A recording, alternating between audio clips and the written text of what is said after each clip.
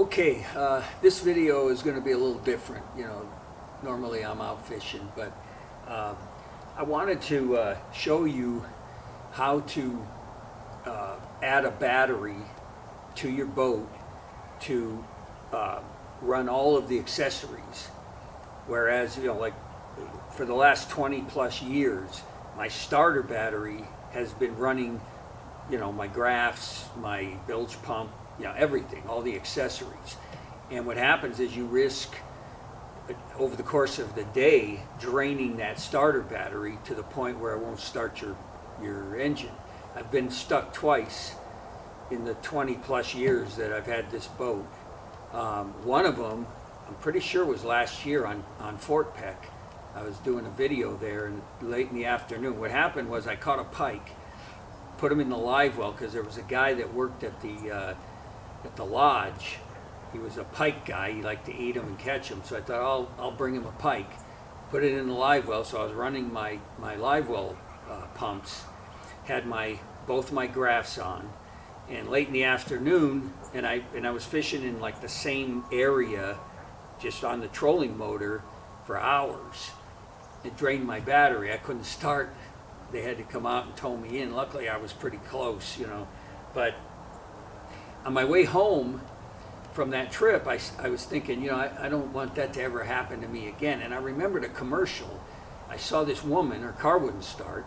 She goes into her trunk, she gets out this box, hooks it to her battery, starts her car, puts it back in the trunk and goes. And I'd never seen one before because, I'm from the old school of you carry jumper cables, and if your battery died, you hope you find somebody with a vehicle who was willing to let you use their battery to start your vehicle. Well, this device replaces it. I went out and bought one immediately, and basically, it's so simple, it's unbelievable. The video is not about this. I'm just showing you. This is, if you're going to have anything in your boat, have one of these, because you'll never be stranded again. It just plugs in. It's got this thing here. It plugs in, and then you put the red on the positive, the black on the negative. There's a button on here that you push. You wait for it to. Well, you got to be hooked up to the battery.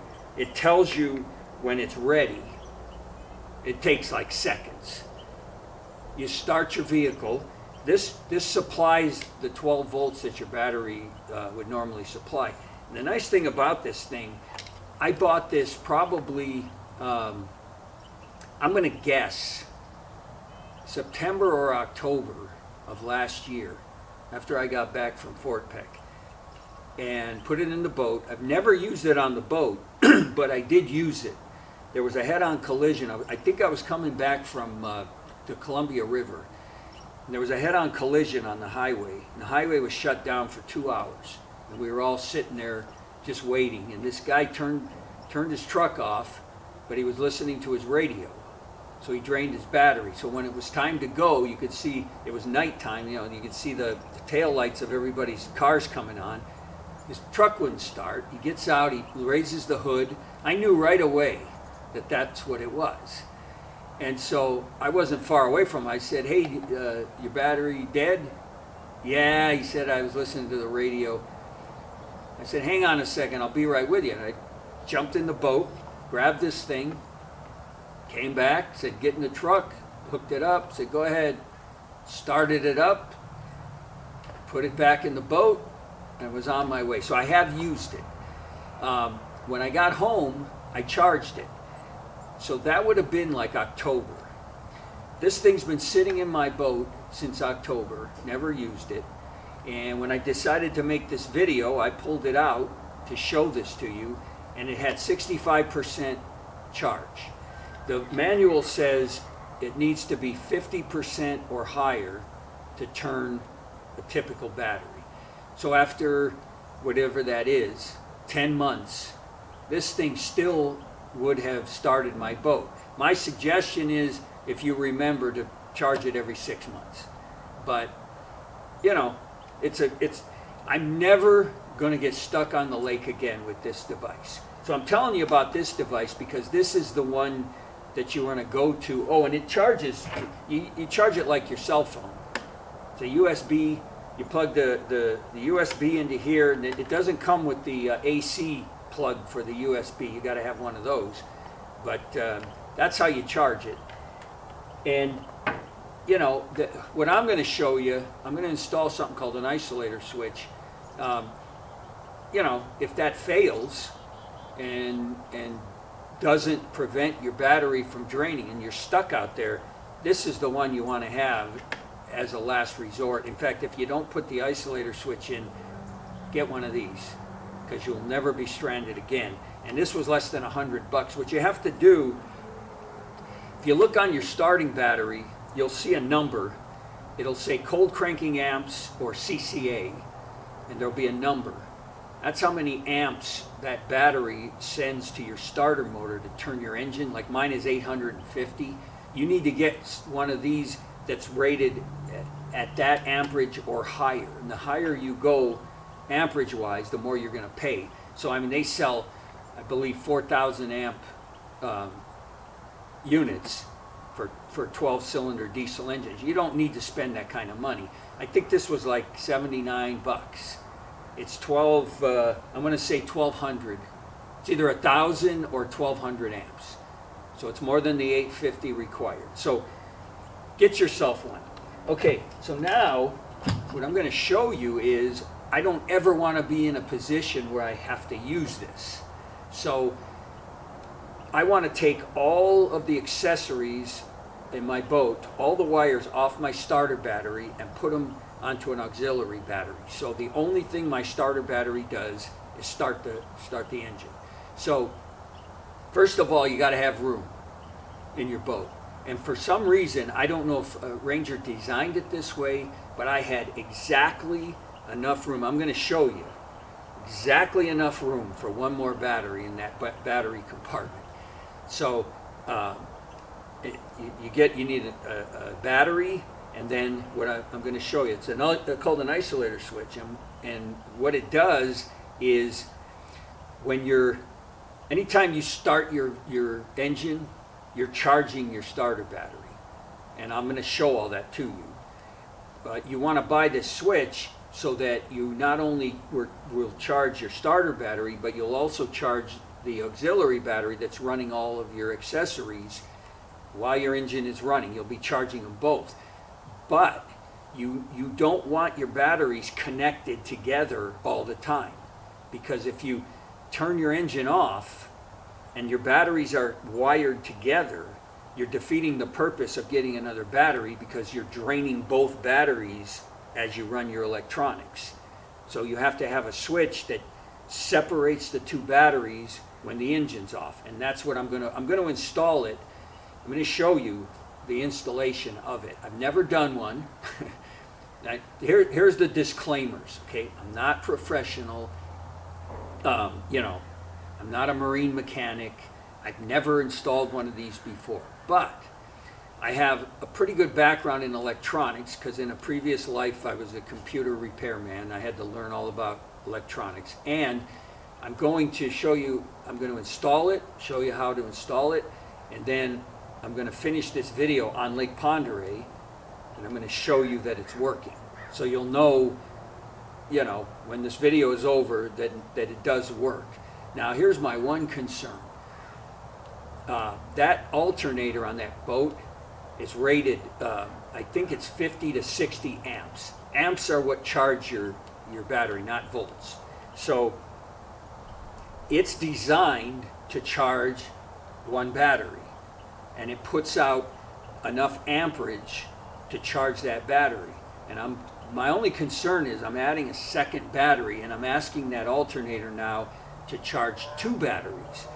What I'm hoping is that it caps at the highest amperage rating of the alternator and just maybe charges them both a little slower than it normally would, as opposed to it puts out more amperage than it's rated for to try to make up for the demand and burns out my alternator. I'll know in 30 days. you know, if that thing's going to burn out, it'll burn out in the next 30 days. If it does, you know, live and learn. I buy another alternator, disconnect the isolator switch. I'll still run I'm still going to have that battery running all my electronics. I'll just hope that it stays charged over the course of a day, you know, but let's not worry about that. So I'm going to show you how to do this. Video is really about installing the switch. I just wanted to show you this because I got one in my truck too now. I bought two of them. I put one in my boat and one in my truck because you will never get stranded again. Okay, so the rest of this video is going to be my GoPro camera, and I'll show you how to do this.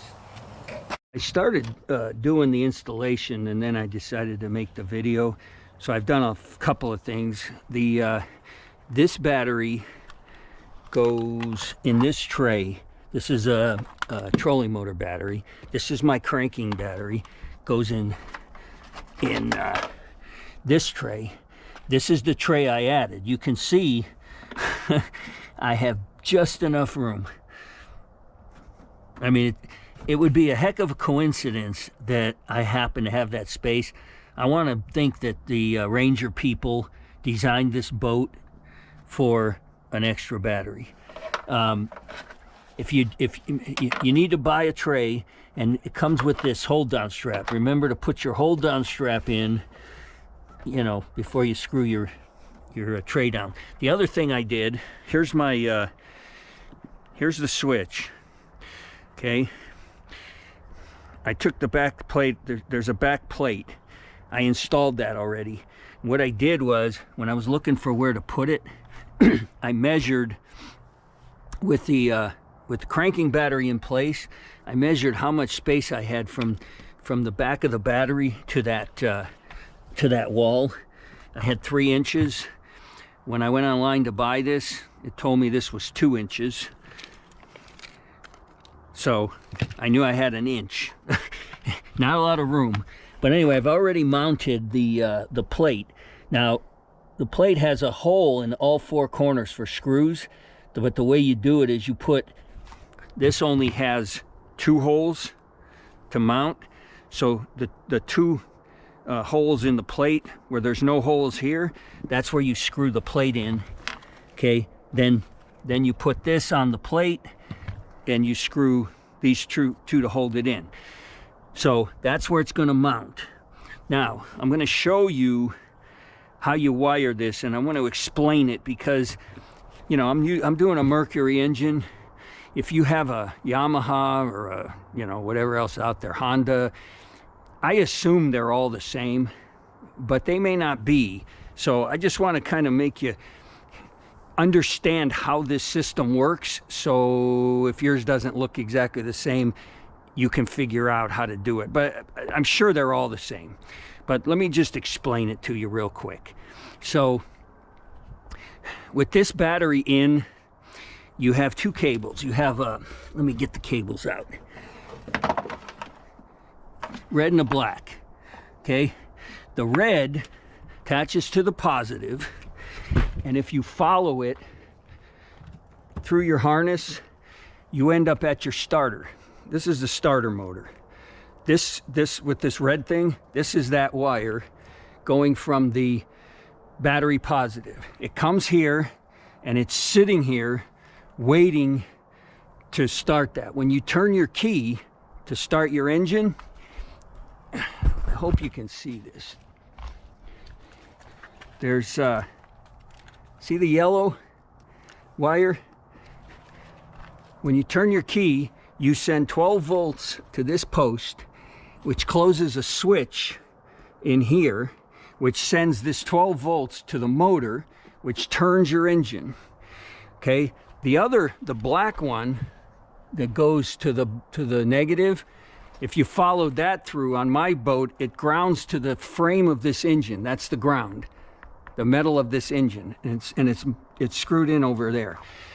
Okay, so now when you turn your engine, when it starts, you let go of the key, takes the 12 volts off of this, opens this up so your motor stops turning, and there's a belt that's turning with the engine, and my alternator is right here. It's got a pulley, so the belt that's turning with the engine is turning the alternator. The alternator's putting out 14 volts. See the red wire?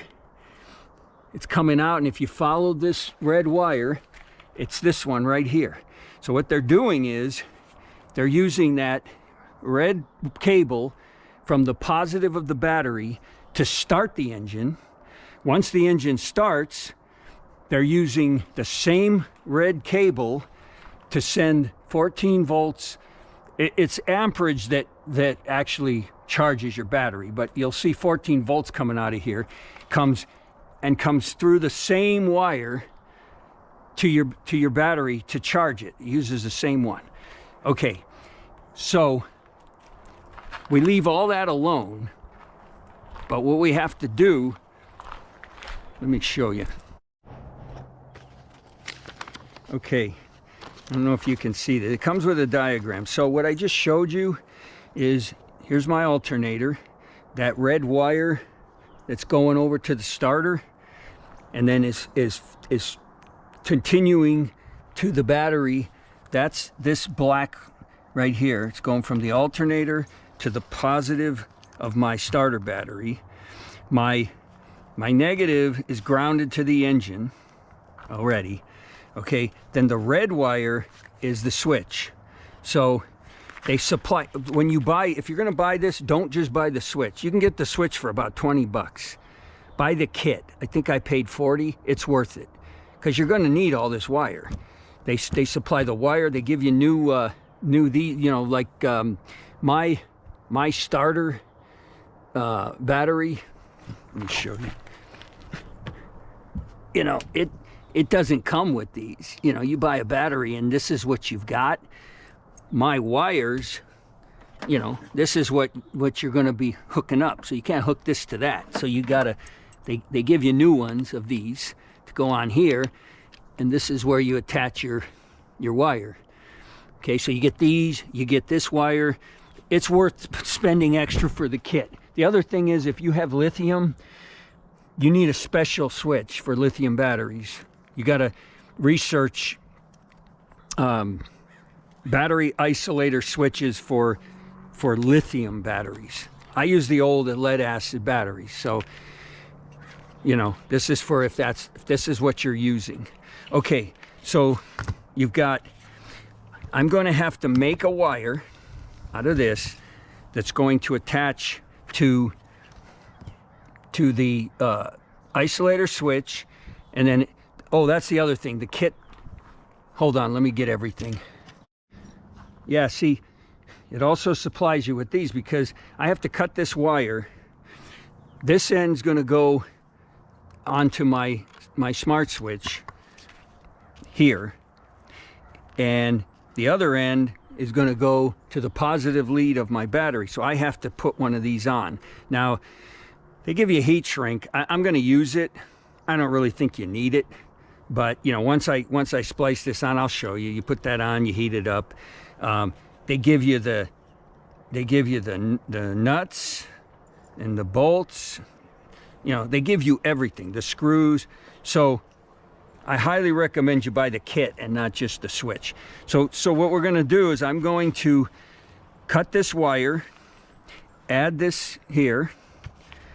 It's going to attach to the positive lead of my battery, and they even mark red. The red represents, you want to hook the starter battery lead here. This one goes to my auxiliary battery positive lead, and that's this red wire here. Okay, and then well, we'll talk about negative when I get to it, but those are the two main I have to hook up. Now, it comes with the black. I have to ground this to the same ground as the battery. So what I'm going to do is, I'm going to put this black wire on the negative post of the starter battery, which is basically grounding it to the engine, because I've got the black wire going to the engine ground. They didn't, the instructions don't even mention the yellow wire. I had to look it up. And what this is, is if your starting battery dies, and you're stuck, this is kind of like that device I showed you. They say if you touch this yellow wire to ground, it will allow you to start your engine with your second battery. Now, my feeling on that is if my starter battery's not running, chances are my auxiliary battery is going to be even lower because I'd be running all of my stuff on it. So I'm not using this wire. Plus, I have that device I showed you. So I don't need this wire, but that's what that's for. Okay, so what I'm going to do now is I'm going to measure. I'm going to put the starter battery in, and I'm going to put the auxiliary battery in. I'm not going to hook them up. I'm just going to put them in, and I'm going to measure how much wire I need to cut, you know, for them to reach. And I'm going to be generous because they give you a lot. So basically, I'm cutting each end of this because it comes with a connector on each end. So I'm going to cut this for my starter battery, and I'm going to cut this for my backup battery, and everything left over is going to be extra wire that I'm going to save for another day. Okay, so here's how you do it. It's got notches to bring the cables out. This is I'm going to send my power out the top and my ground out the bottom. It comes with these, so you put a washer on, and it comes with these, and you tighten them down, and you just do that. You know, this is my starter one, and this is my auxiliary one. Okay, so I don't know if you're going to be able to see this, but the holes where the screws are going to actually hold the switch in, I'm going to drill a pilot hole in those, so when I put these screws in, you know, they're going to go in easier than if I try to drive them in through the fiberglass. Okay, so I attached that, right? I got these. These are going to go to the batteries. When the black, this is going to go to the ground post on my starter battery. The connector that they send you, the hole is too small to fit here. So I used my own, it's a bigger connector, so it'll fit on that post. Okay, so, and then the yellow wire, like I said, I'm not using it. So now I'm going to put this stuff up out of the way, and the way I'm going to do it is I'm going to put my batteries in, and then I'm going to do the connectors on here. Okay, I'm going to so here's what I did. They give you this heat shrink stuff. I don't think you need it, but I went ahead and did it. If you've never done it, you just heat it with like this is just a lighter, and it shrinks down and tightens up. Now remember which wire goes to your starter and which one goes to your auxiliary. Okay, I made a note of which one goes where, so that's important. These, they supply new ones of these, so I'm going to replace the ones that were on there. You know, they're getting kind of old. I'm going to put these on, and then I'm going to put my starter battery in place, and I'm going to just start hooking up all the wires. Okay, I'm not going to be able to show you back there. It's just too far back, so let me just show you. I hooked up, well, I haven't done this one, but the positive, this is the wire that goes to the starter. I put that back. This is the wire from the isolator switch. That's the only two wires I need on this battery. Now, I'm going to show you how I ground this, because it's way back here and you can't really see. This is my auxiliary. It's going to have all these wires. Okay, I run separate wires to my graphs at the front. That's what these are, and this is what came with the boat. This wires, you know, runs the bilge, everything else, and this is going to be to the isolator switch. This is all going on the positive. Negative, you need to ground everything. So here's your starter negative, right? And then, you know, here's the engine. The starter negative is going to go back on the negative of the battery, and I told you, it's bolted to the engine, so it's grounded. I'm going to take that black wire from the isolator switch, I'm going to put that on here, and then the negative of the auxiliary battery, I'm going to attach a black from here to here. So basically everything is being grounded to the engine. Now this is what they supply you. This is way too big because I'm about 9 inches from negative to negative post. So I had one of these laying around. You know, this is a 12-inch piece, so I can just bend this on. This thing just too big, but you know, you can use it. But anyway, that's what I'm going to do. So that's how you wire the negative portion of all of this. And I'm gonna wire it, but you're not going to be able to see it. It's way in the back. And then I'm going to put all the positive stuff on. And oh, and the other thing, I have a onboard charger. So basically, I actually have a 4-bank charger that only 3 banks work. I have a 1-bank charger that I installed over there, so that's 4 batteries, and I have a 2-bank charger that's installed back here, so I can charge 6 batteries.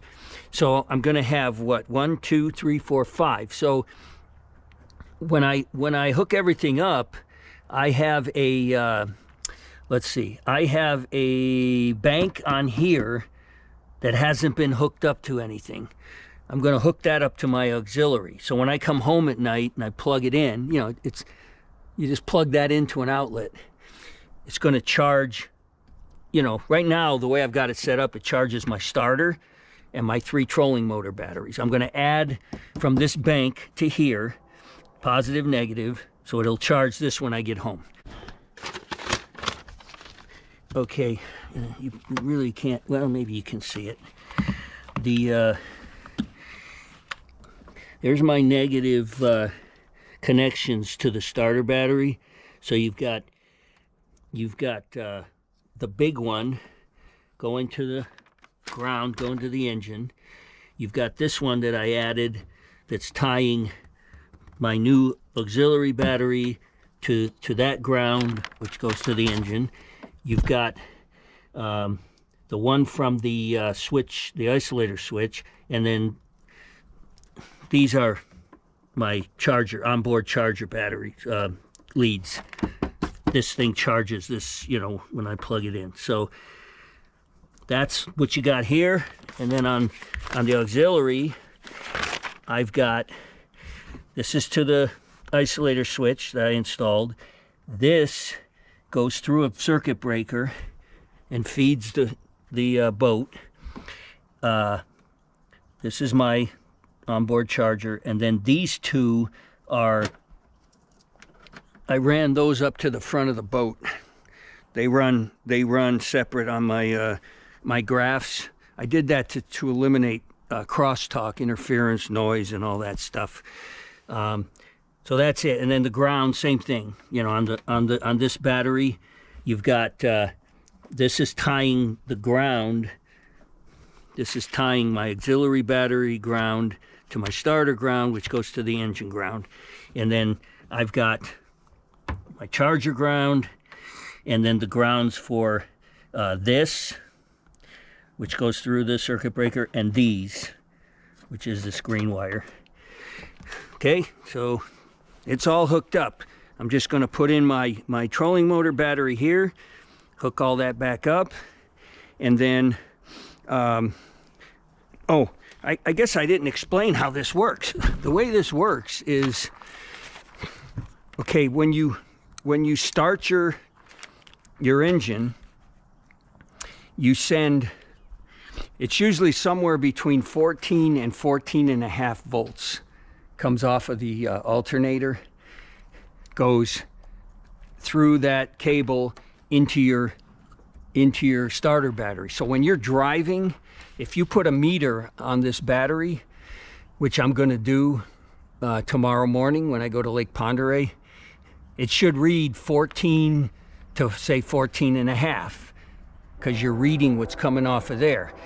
That 14 and a half volts is going through this isolator switch wire that I put in into the isolator switch. There's a relay in the isolator switch, and the way it works is, as long it tells you somewhere on here what the cut-in voltage is and the cut-out voltage is. Hold on one second. Oh, you know what? It was on the it was actually on the face of the unit. There it is. The cutout is 12.8. Okay, so ensure that the auxiliary battery is charging. Okay, so the way it works is, as long as this isolator switch is seeing 13.3 volts or more, it's going to send that current to this auxiliary battery to charge it while it's charging the starter battery. And when you're driving your boat, you should always be outputting more than that. Now, when you turn your engine off, now you take the 14 whatever volts away from here. That reading on that starter battery is going to be less than 14, but it might be, you know, as high as, let's say, 13 and a half. It could be, but then it's going to slowly drop, because that's not the normal voltage for the battery. When it gets to 12.8 or less, the relay in this switch opens up and separates these two batteries. So now you're running all of your accessories off of just this battery. So the way this will probably work, we'll see in the morning. I'm going to measure it while it's running, and they should be identical voltages, both batteries, because they're being fed by the alternator. When I turn it off, what I should see is different voltages when the isolator switch opens. And that may not be right away. I might have to fish for an hour and then check it, or half an hour, because this starter battery's got to drop to 12.8 or less before it disconnects. And when it disconnects, then when I measure these voltages, they should definitely be different. They shouldn't be the same, because they won't be tied together. So I'm going to finish this video tomorrow on Lake Pend. I'll finish it in the morning, and we'll make sure everything works. Okay, I'm heading to the lake.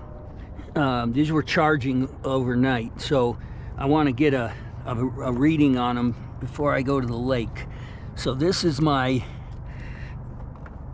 starter battery.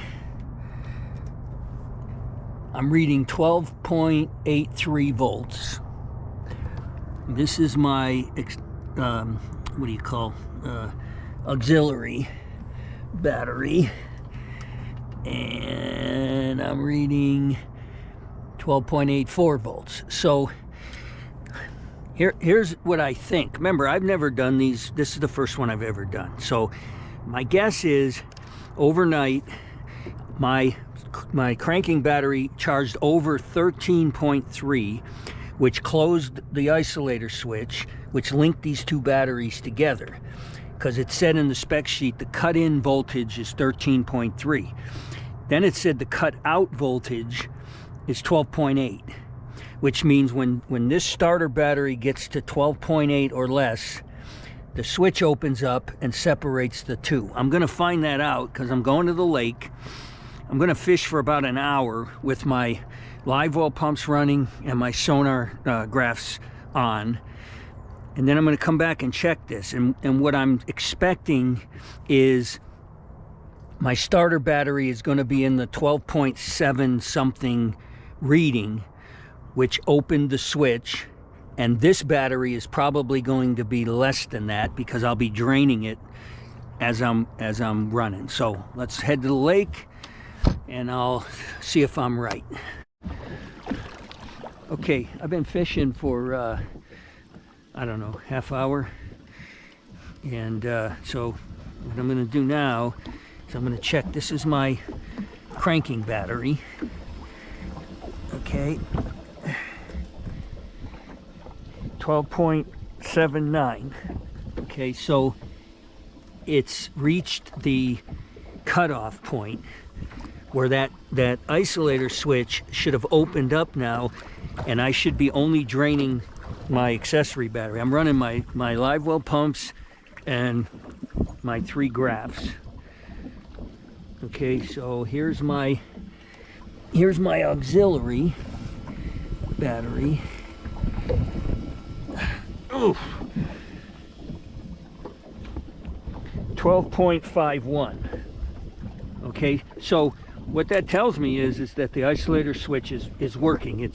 It's holding the voltage on the starter battery at the cutoff 12.8. It stopped, and then so it opened up. So now everything that I do on the boat is draining this battery, and so it's down to 12.5. So at the end of the day, I'll probably check one more time and see if the starter battery is holding at the 12.8 and how low did this other battery go. So I'll do one more check before I close this out, but I'm gonna wait till the end of the day. Okay, I'm just about getting ready to go home, so we're gonna see what happened here. I've driven a little, so I've been charging it a little, but I've been running it down here lately, so let's just see what we end up with. So if this is working, this starter battery should be close to 1280. Yep, there it is, 12.79, 12.80. So it's not, you know, dropping. And then this one, because I've been running on it, you know, I've been using the aerators and the graphs. This should be lower. Yeah, see, 1205, 1204. So it's working. Okay, I'm back to the ramp. I made a run back. I'm gonna check this last check. I got 13 volts on the cranking battery, and I've got